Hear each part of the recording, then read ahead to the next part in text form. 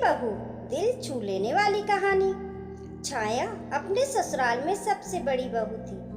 बड़ी होने के नाते जिम्मेदारी भी बहुत बड़ी थी।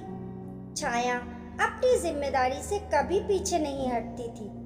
हाँ, कभी कभी अपनी जिम्मेदारियों से थोड़ा हटना चाहती और अपनी सास से बोलती कि माँ, थोड़ा आज मैनेज कर लीजिएगा, मैं इस विषय पर बिल्कुल भी नहीं बोलूँगी। सासू माँ तुरंत जिम्मेदारी लेने से हट जाती थी। एक दिन छाया की देवरानी बिना किसी से पूछे, बिना बताए ही मार्केट गई, वहीं से अपने मायके चली गई। इस तरह से उसका मन बढ़ता गया। जब जी करता चली जाती। घर के किसी सदस्य से कोई मतलब ही नहीं था, जो जी करता वही करती थी। छाया भी लगातार ससुराल में रहकर ऊब गई थी।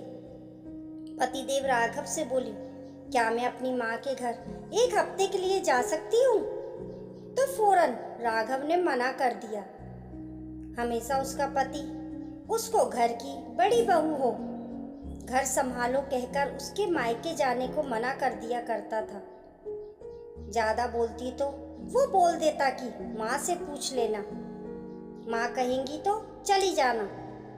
शाम को छाया ने अपनी सास से पूछा, माँ, मैं भी एक हफ्ते के लिए जाना चाहती हूँ अपनी माँ के घर, तो आप कहें तो मैं चली जाऊँ? सासू माँ ने भी इनकार कर दिया। छाया दुखी होकर अपनी माँ से फोन पर बात कर रही थी। उधर से माँ भी समझा रही थी। छाया ने बोला, जो जितना करता है उसको उतना ही परेशानी का सामना करना पड़ता है। छाया ने कहा, माँ, मेरी देवरानी जब जी करता है तभी चली जाती है, जो जी करता है वही करती है, उसे कोई नहीं बोल पाता है, मुझे हर कोई बोलता है। मेरे लिए ही इस घर में नियम कानून है, बाकी किसी के लिए कोई नियम कानून नहीं है। बेटा, तुम चिंता मत करो, हम बहुत जल्दी ही आपसे मिलने आ रहे हैं और तुम्हारी सास से बात करके अपने साथ ही ले आऊंगी। कुछ दिन रहना, फिर चली जाना। बेटा, जो आप सबका सम्मान करता है, जो सबकी बातों को मानता है, उसी से सबकी उम्मीद जुड़ी हुई होती है। उसी के लिए सारे नियम कानून होते हैं, जो नियम का पालन करता है। और एक बात ध्यान से सुनना बेटा, जो जैसा करता है वही वैसा पाता भी है, और किसी को कुछ कहने से कोई फायदा नहीं है। इसलिए देवरानी के बारे में तुम कुछ भी ना कहो। कहते हैं कि पांचों उंगलियां बराबर नहीं होती, तो जहाँ चार बर्तन रहते हैं वही आवाज आती है। जहाँ बर्तन ही नहीं रहेंगे वहाँ आवाज कहाँ से आएगी?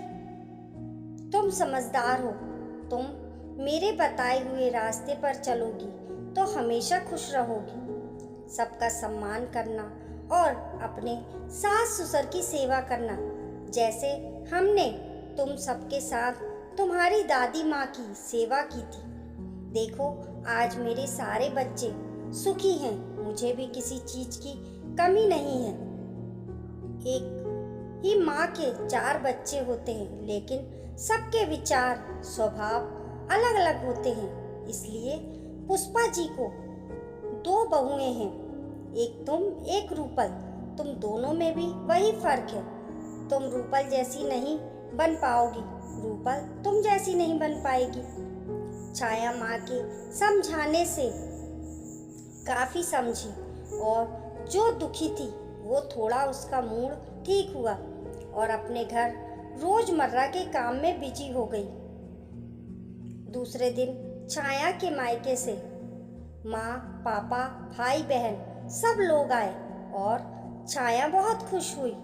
छाया की माँ जाने से पहले छाया की सास से बात की और छाया को मायके जाने की इजाज़त मिल गई। छाया भी खुशी खुशी पैकिंग की और अपनी माँ के साथ मायके गई।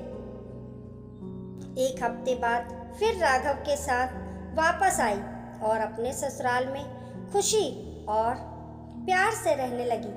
दोस्तों, आपको ये बड़ी बहू कहानी कैसी लगी कमेंट करके ज़रूर बताइए। पसंद आने पर लाइक और शेयर करें। ऐसी ही अच्छी अच्छी कहानियों के लिए चैनल को सब्सक्राइब करना ना भूलें। मिलते हैं फिर एक नई कहानी के साथ।